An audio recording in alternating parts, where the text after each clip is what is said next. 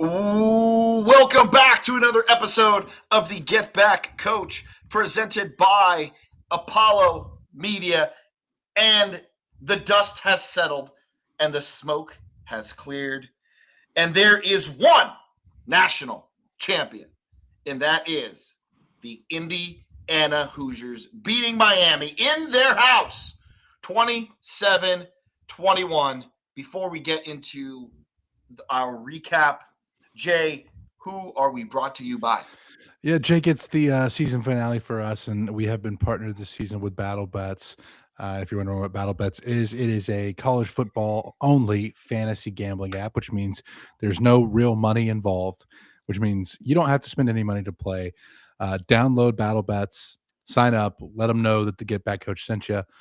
Jake, what a year it's been. You already talked about it. Only one team remains at the top of the mountain. And in a sentence I never thought I would say, your national champions of college football are the Indiana Hoosiers. What a year. I know what a year. It's crazy. Like, this year we've been on this journey, okay, right? Like, we've been on this college football journey with Indiana. I don't think people on the outside of the sport truly understand how wild this really is. Like, how big of a turnaround this really is. Jay, I saw someone tweeted since 1999, okay, since 1999, how many double-digit win seasons does Indiana have total? My guess would be 2, and they're both the Signetti years. Okay, that is correct. Now, how many winning seasons? Man. Well, you have the one with Tom Allen. Yep, that is correct. That is one. So give me 3. Okay, there's 4.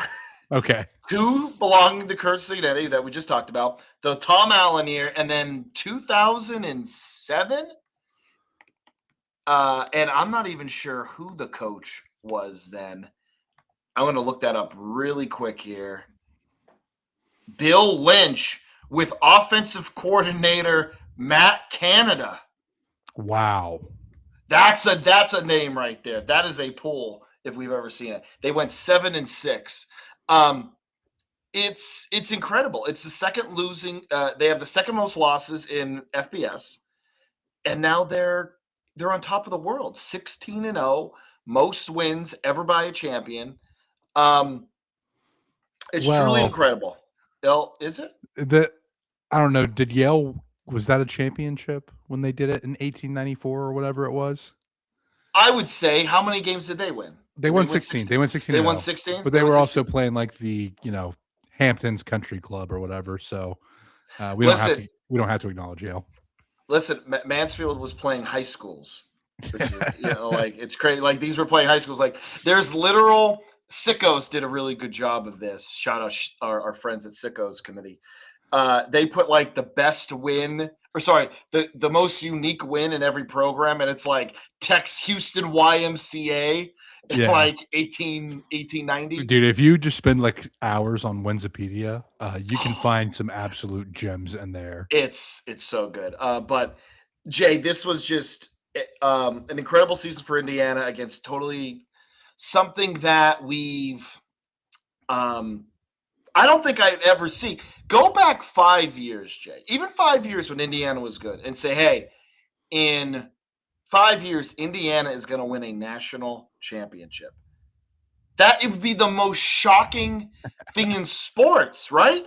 Never. There something else that's more shocking than that? You would have to go to European soccer and say, like, teams in what's the third one?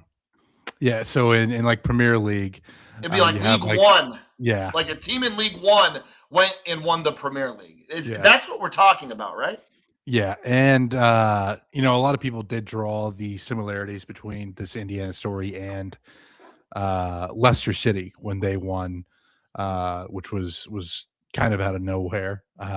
Obviously, I think Men in Blazers, who is another great sports account to follow, especially if you're into Premier League soccer, was like, "What is this Indiana thing compared to?" And basically all the comments were Leicester City Premier League Okay. title. Yeah. So yeah, it is wild to see. But the thing about Indiana is, again, just like the history. Like there's never been any kind of football history to suggest that this Nothing. program was capable of it. And then Kurt Signetti gets there, does a press conference where he says Purdue sucks, and he says Michigan and Ohio State suck too. And there's the Google me I win comments. Just everything about this guy oozes confidence from the moment he stepped in. And Jake, to be honest, I think both of us were like, maybe pump the brakes a little bit. Yeah. There has to be a clip if we go back of us being like, listen, man, I love the love it. confidence, but like, let's pump it a little bit. So I will be having my helping of crow to eat after that. But I mean, this has to rank up there with the best coaching jobs we've ever seen in the sport. And I realize, like, yeah, he doesn't have the longevity of the wins. Like, he doesn't have the stacked championship seasons. But to do what he's done at Indiana, to go to the playoff last year and then to win it all this year, I think Kurt Signetti deserves a spot among the greatest coaches of all time already, in my mind. He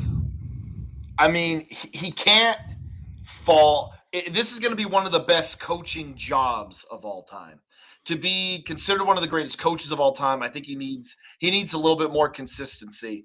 But when people say, I mean, he's consistently won everywhere he's been. That is true. That is true.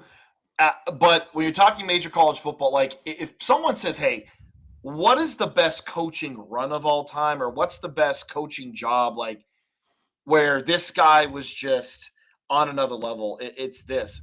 Jay, in the game, every time Indiana needed to make a big play, they did. Yeah. The fourth downs, big special teams, which that's the other thing. Signetti rules on special teams as well. Yeah. Huge special teams dude. Massive punt block for a touchdown. Massive punt block. Didn't love the punter there. I thought the punter kind of like do you think he sidestepped it a little bit? Like, well, it was kind of like that rugby style, right? I know. Like he goes off to the right a little bit, and the problem was his personal protectors weren't rolling with him. So I don't know if that's a miscommunication on like what was supposed to happen there, because the personal protectors are stationary. Normally, yes, if you have a guy who's going to do a rugby style punt, kind of slide with him, move the pocket, basically, essentially. Slide protection, just like protecting a passer. And 87, the guy in the protection formation, just kind of puts a hand out there. It's almost like he doesn't think the punter's going to be rolling that way. Yeah. So I would have to know more about what they saw on film, because that wasn't a punt block look from Indiana either. That was a punt safe that basically a guy rushed, because you're taught to contain the punter, keep him from basically breaking out of the pocket and scrambling. And so that guy's there uncontained, but then it's like he looks up and he's like, well, I'm here. Might as well stick a hand up. And you get the punt and it results in a touchdown. I mean, yeah, again, like we don't know like what was coached behind the scenes to know like if that's an error on the protection unit, should they be moving? If that's an error on the punter, like he's supposed to stay in his protected area. But yeah, not a great look for Miami, and it cost him in a big way. Gotta be disciplined in all three phases. All three phases of the game, Jay. So let's just kind of go through some matchups here and things. I kind of feel bad for Carson Beck a little bit. I do. I know. I kind of feel bad a little bit. I thought he played well, and he's gonna be dogged for that interception at the end. Yeah. Like everyone's gonna be like, well, there's Carson Beck again. But I'm like, yeah, but he played pretty well. And listen, Indiana pressured him pretty well. I thought he played, but on the other side of the ball, Fernando Mendoza. Here's the thing with Mendoza. You look at his stat line, okay? 16 to 27, 186 yards. no touchdowns. Or sorry, one. He should He, had have a, had one. No, he has at one. least a His rushing rushing touchdown. touchdown. Yeah. Sorry, I I was forgot going to say, the how do you rushing. forget about that play, bud? I was looking through just, this. just the Heisman moment of the I century. know. Yeah. What do we? I was looking through the stats, and I'm like, wait a second, why doesn't he have? I was only looking at passing. That's the Yeah. problem. But he didn't even have positive because sacks Yeah. are Which, by the at way, Ruben Bain, Akeem Messidor. I mean, we hyped it up in the lead up to this wreckers. one. Just Yes, incredible to watch both those guys go to work. Be- Shout out to Moten on beautiful. the interior too. Moten had a good game, I Yeah. thought. I mean, Jay, you as a defensive lineman have to watch those guys and just be like, "Oh, this is just beautiful stuff we're seeing." Yeah, I sent it out on the Blue Sky account. I was like, I have thoroughly enjoyed watching Miami's defensive line in this playoff run, except for one game. Except for one. Yeah. But like as a defensive lineman, I mean, it is just artwork. And I mean, shout out to Jason Taylor, right? Yeah. Coaching down there at the U. The effort he's Okay. had, obviously a legendary career. Jake, I'm sure you're very familiar Oh, with Mr. Taylor. I am. I still have my Jason Taylor jersey that I Yeah. have for the Dolphin days. Yeah. Yeah, and I mean that defensive line unit for Miami is about as much fun as I can have watching a unit Yeah. as a former defensive lineman myself.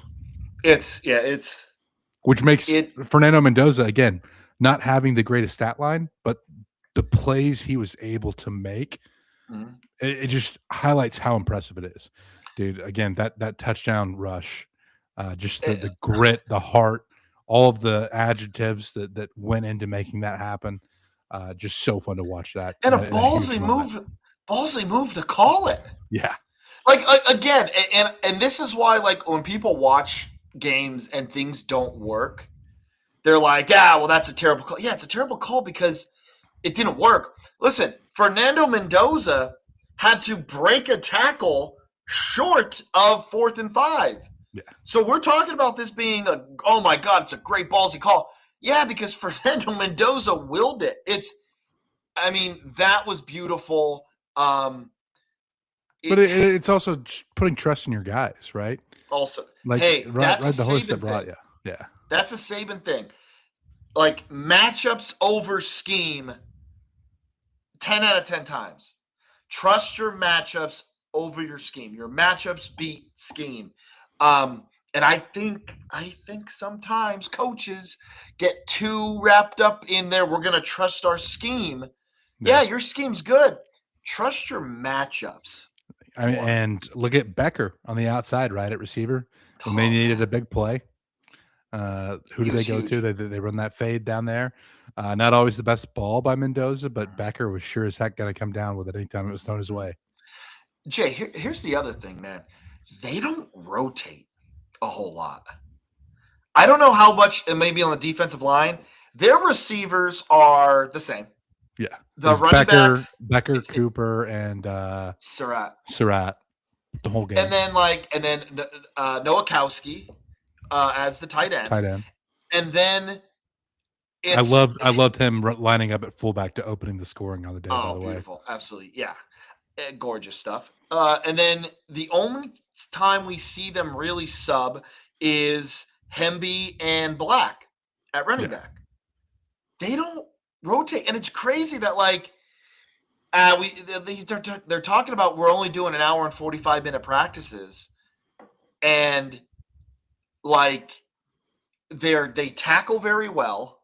They seem like they're conditioned because they don't sub really. And they're the most disciplined team out there, and they're only going on an hour 45 minutes. And, like, I know Miami, just from, like, hearing people talk, Miami's doing 2.5-hour practices, and they don't tackle.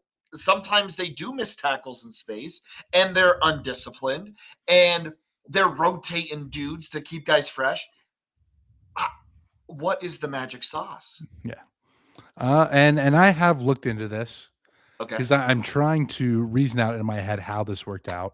Okay. Indiana, as far as the discipline aspect goes, are one of the oldest teams in college football. Yeah. I think that helps a lot with the discipline, a lot with just having the experience. Mm-hmm.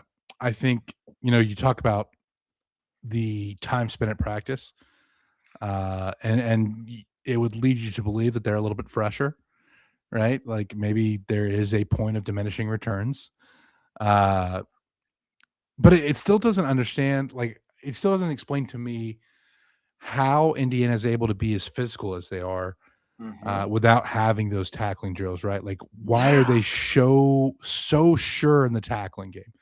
Why are they so good at playing disciplined football? Again, like I think the age plays a factor there, but you also we have been drilled into our heads so long that you have to practice, practice, practice to make sure you don't mess up a rep. Right. That doesn't seem to be the formula in No. Indiana. And maybe there's just something to it. Maybe it's, as important for the mental freshness as it is for the physical. Maybe Mhm. that this is the secret and we just have missed it all these years. I don't know. Uh, maybe it's, having just the guys you trust and not rotating. Maybe that lets you build more continuity. Uh, the only other thing I can think of is like, these guys practice. How do they not get injured? Right. That's the other thing. Like, I feel like Yeah. Indiana has avoided the injury bug. They've had one Sarah fumble this year. was Like, Sarah was hurt, I think, for a little bit, but yeah. that was it. So obviously something Indiana's doing's right. And Yeah. whoever can make that formula work elsewhere, they Mhm. can make a lot of money. And that's the thing. And I've heard some other shows talk about this, Jay. Indiana worked the portal through getting veteran dudes there. Okay, they used some of their James Madison guys that Signetti took over, but then also he wanted veteran guys, a veteran presence.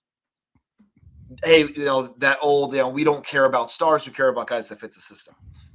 What's going to happen now with Indiana? And I feel like that this might be a dumb question, but when you're going to have some access to some of those highly talented recruits, are you going to that now start recruiting with the big boys? I mean, you can't ignore some of these guys. Yeah. Or are you going to pick up the veteran pieces you need, like the free agency, through the transfer portal? Or is it going to be a mix of both? Like, do you kind of understand what I'm saying? Like, what's going to be Yeah. the focus for them? It feels like it's got to be a mix of both. It And has like to be. they've already dipped into the portal a little bit. I think Josh Hoover from TCU was an Indiana commit at one point and will be headed back to Bloomington. Nick Marsh, Uh, Nick yeah. Marsh, wide receiver from Michigan State. That's huge.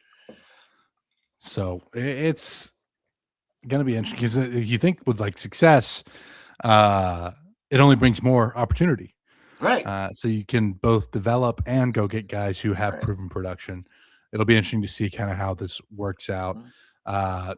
I do think Indiana will probably take a little bit of a step back next year. But Are we sure? a step back could be one loss and still winning a national championship. Yeah, So exactly. I'm not Yeah. really saying anything. No. It's yeah, it was absolutely incredible. I think Miami played a good game, but they didn't play a great one. And again, Indiana just made a handful of plays more. Two guys from Miami. We already talked about the defensive lineman. We talked about Beck. Um, Mark Fletcher is a very good running back. Yeah. He is a monster of a running back, and shame to see he took a swipe at the Indiana player. However, Yeah. it looked like that Indiana player was It really it chirping. it was very Byron Hout, LeGarrette Blunt with the amount Yeah, of chirping going on there. I don't want to. Again, you can't take a swipe at someone. You Yeah. can't. I'm not condoning it. But when Mark Fletcher is over with Fernando Mendoza, hugging him, congratulating him, and then talking to other Indiana guys, and then you see that, it's like, well, maybe Maybe that it's guy, one guy. Yeah. maybe that one guy, said some things that he probably shouldn't have or got under Fletcher's skin. The other guy is Malachi Tony, who should still be in high school. Yeah. Like, Reclassified. he reclassified and is a absolute stud. Listen, this if you're a Miami fan, you have to at least hang your hat on. We made a run, and now we're back for like people need to take us serious again because I Yeah. feel like Miami was in that second or third tier of they're good. Sometimes they're good, but they're not great. And I feel like Miami put everyone on notice of, hey, like we finally put it all together here. Yeah. Yeah. And it was, obviously still some undisciplined moments. I think the penalties were costly at times, Yeah, whether could have been it's, worse. yeah, I mean, there was probably a missed targeting on Mendoza there in the first half. Big time. But I mean, again, you talk about Malachi Tony. That's a guy who every time he touches the ball, I hold my breath Yeah. because he is just so electric, so fun to Mhm. watch. If you get him in space, I mean, it is a nightmare to try to corral that guy. He's able to make something out of nothing. It seems like anytime he touches the ball, and man, it's a joy to watch him. And if you're a Miami fan, you have to be excited that you're going to have him for a while, right? You got at Oh, least 2 more years out of him. yeah, at least 2 more years out of Well, him. never know with the modern day and age, but theoretically, you should get at least 2 more years out of him. No, absolutely you do. But no, I mean, I like that we got a good national title game too. This was a fun game. Yeah, Um, like I last year, Ohio State kind of dominated. The year before, Michigan kind of dominated. Then there's that Georgia blowout of TCU. But like this was a really good football game. Yeah, Really and good game. Yeah, physical game. physical. Really fun to see. Both of these teams wanted to run the ball, right? And like Mhm. you had sporadic success. There were times Oh when yeah, Indiana stuffed Fletcher in Miami. There were times when Hemby and Black couldn't get anything going for Indiana. But I love that, some of those fourth down calls, like 4th and 7, I think, I running know. the ball and getting that. What a And getting it. call. I mean, just I insane. I know. And That then, like, we is agree that, like, Mendoza's touchdown, that looked like a design run, right, too, right? Like, a quarterback Oh draw yeah, all the way. I called quarterback. Yeah, I thought it was quarterback draw. Yeah, That's the thing. Like you getting those fourth downs, you're running the ball. That's your scheme saying, "Hey, we saw this and we're gonna run it, and also we love this matchup." yeah. And they got away with it, man. There are also so many other caveats here, Jay. Um, like Sharp with the interception at the end. Did you see who his uncle is? Am I breaking this to you? Yeah, you're breaking it to me. Oh, so Like, allegedly. Okay. So Sharp for Indiana. uh, Okay. 22, He the corner. 22. His uncle was the Sharp in the 2002 Fiesta Bowl who committed the bad personal foul penalty against Ohio State to give him another chance. Oh, no kidding. Yeah, which That's was wild. was which was a sketchy. It was a sketchy personal foul. Like Yeah. it was a yeah. Dude, hey, by Um, the way, yeah, sorry, you've broken the news to me, and I know I'm cutting you off now. yeah, Uh, let's not do unsportsmanlike conduct penalties on a game-winning play. Refs. yeah. Like, What was and then that? Indiana has to, like, get out of the end zone. Sneak. They have to sneak it. Yeah, to, like, Like, not take a safety. uh, can I say something else? Ref show. Yeah, yeah, go ahead. It was a bit of a yeah, because like early on in the game, a pretty bad late hit out of bounds. I think on Cooper, no call. The mistargeting on Mendoza. Uh, listen, Launches with his head even directly into the chin. even if he had the ball, even if he's like, oh, I didn't know didn't have the ball, he still launched And hit with the like crown of the helmet. and hit with the ground with a helmet, like But I clearly mean, targeting. I feel like targeting is nobody PIs. knows what it is. I think Miami got away with a couple PIs too.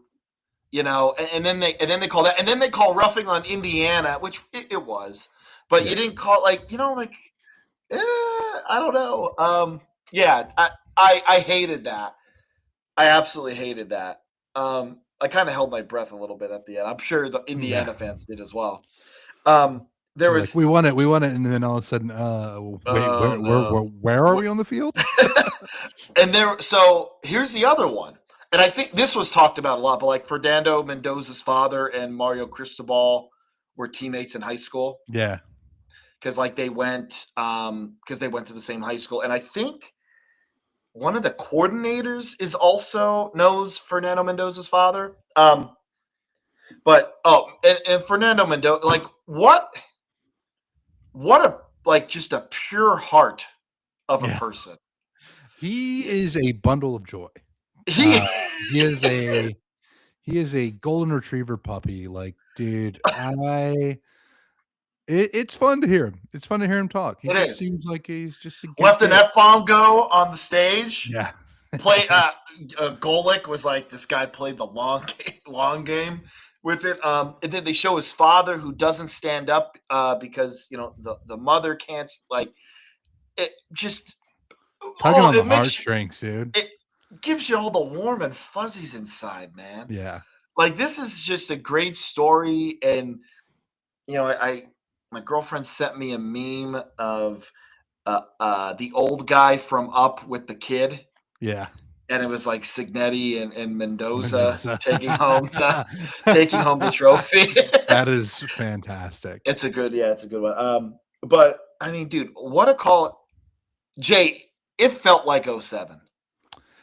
I think this is going to be one of those years I think we keep talking about. And on top of that, Indiana just won the national title, folks. Yeah. If you are a Power Five, or hell, not even a Power Five, if you're close, if you're Boise, if you're JMU, if you're Tulane, this gives you hope, man. Yeah. This gives you hope of it can be done. If you get the right guy, you get the right backing, if you get the right stuff, it can be done.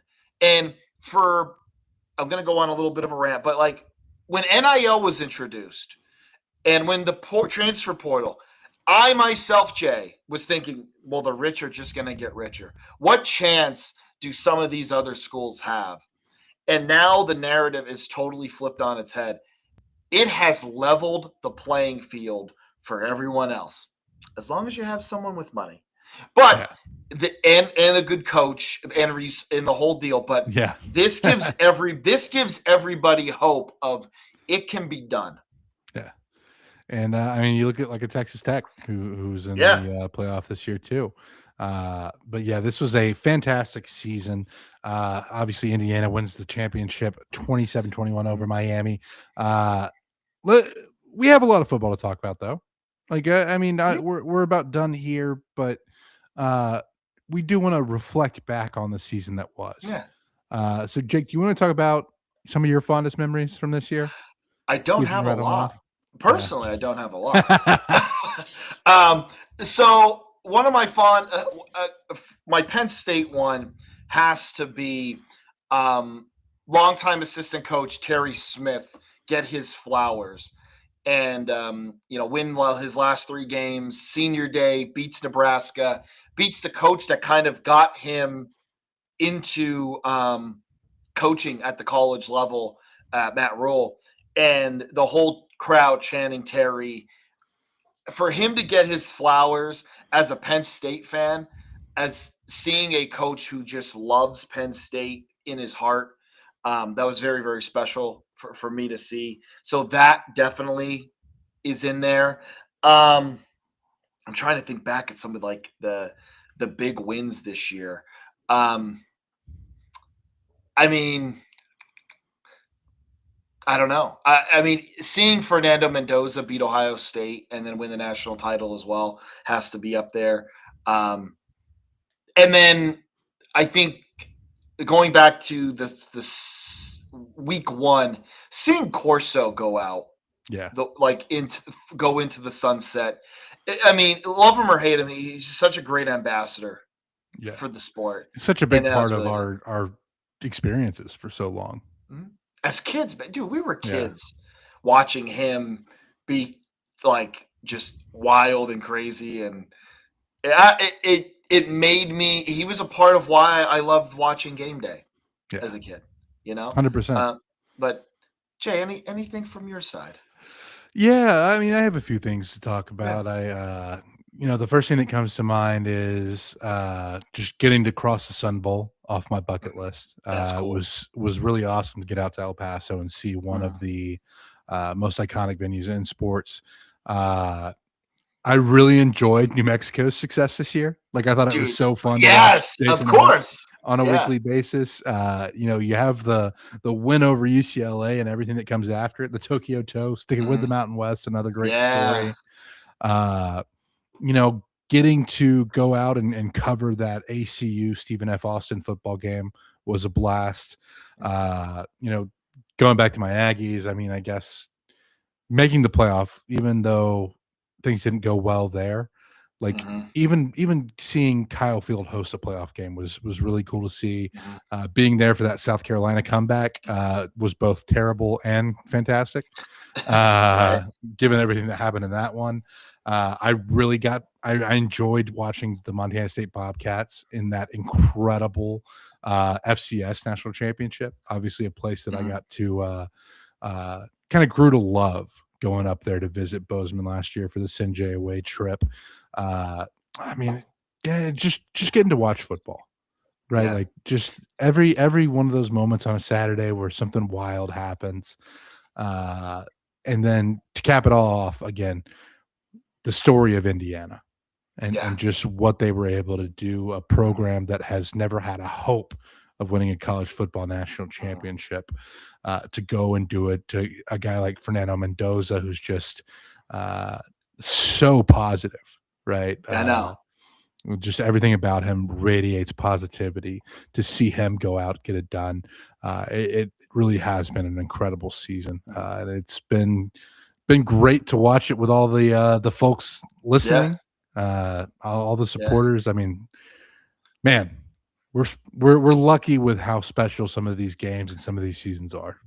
It really is, and, you were talking, I was thinking of some for myself, the Hawaii you talked about the Tokyo Toe, the Hawaii Bowl. Yeah, Like, the Hawaii Bowl, watching that was awesome.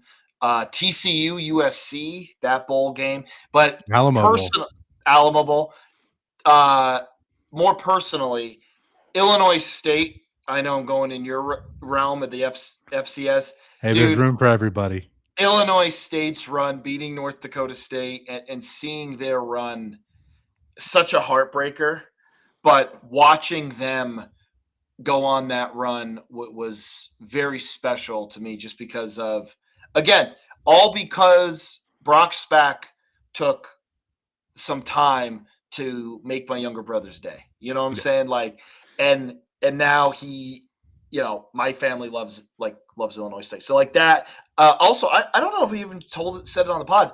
I went to North Carolina. I went to Chapel Hill this year for a game. yeah. Did I mention that? The That game was seems like so bad. long ago. Yeah, I know the game was bad. It was really bad. Clemson just destroyed them. Um, but it was cool to see like Chapel Hill, beautiful. Listen, beautiful little town, yeah, like beautiful little town. Um, Game day, they were not as hyped for. They were not as hyped for the football game. I think yeah. we were more hyped there, but like that's like cool. Got to see where we're going next year, but it's you said it, Jay, man. Just watching, experiencing, taking in everything about this sport and with these programs because every program is so unique in their own way and it's a different experience no matter where you go or what you watch. It's that's why it's the most beautiful sport in the world. Yeah. It's just again been an incredible season, Yeah, Jake. It's probably about time to land the plane. it is. Uh, Folks, we appreciate you so much for tuning in throughout the year. Thank you for all of the things you do to support us. Again, if you want to help out the pod, give us a like, subscribe, share. Obviously, tell a friend. Word of mouth still works. Tweet about it. Post it on whatever social media websites you're using. Uh, we just really appreciate all your support. We've had a blast talking football with y'all, and man, I'm gonna miss it. I'm gonna miss it until Yeah, next year. So, I Jake, know. go ahead It's and sign off for us. thank I want to thank everyone for listening. We've taken some major strides this year in our footprint, and we're looking to grow even more. Follow us on the Twitter, on Blue Sky, that Jay does the job of running, Instagram, my TikTok, Jake Myers TikTok, but it's also kind of our pod TikTok. We're going to be sharing some stuff. We're going to be going into some historical stuff, kind of like what we've been doing the last 2 years. So if you're a fan of college football, tell someone, tell us to follow us, and I don't think they'll be disappointed, because we're going to be sharing clips and pictures and stories from throughout history of all things college football. But I want to thank you all. Jay, any last words? I forgot to thank our partners at BattleBets for Yes. joining us for the season. That was a Mhm. lot of fun to have. So download that. But other than that, I mean, just again, college football goes by way too fast. It We does. can't wait. Stay tuned for this summer. We'll have some stuff going out. Check on the socials. We'll have some stuff during the off season. Thanks for all the support. From all of us at the Get Back Coach, we'll see you next time. Have a good one.